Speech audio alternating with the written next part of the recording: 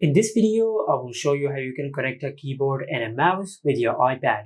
Now to do that, over here I have a Bluetooth keyboard and a Bluetooth mouse. And in today's video, I will show you how you can connect both of them to your iPad. Now doing that is very simple. First of all, let's connect the mouse. Now as you can see, the mouse I have over here has a switch at the bottom of the mouse. So I'll switch the mouse to Bluetooth pairing mode. And as you can see, the mouse has entered into pairing mode.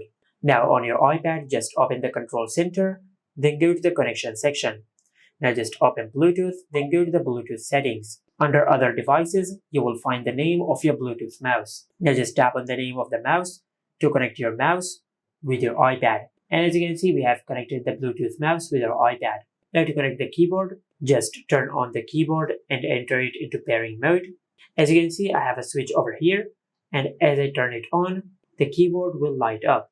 After that, in the Bluetooth settings, you will find the name of the keyboard. Now just tap on the name of the keyboard to connect the keyboard with your iPad. Now after you've done that, now you will be able to use your Bluetooth mouse and your keyboard with your iPad. Just like that.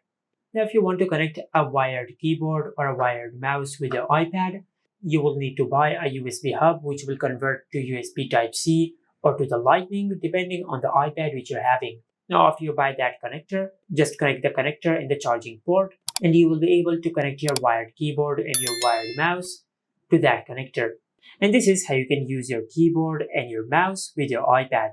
Make sure to like, comment and subscribe. Thank you for watching.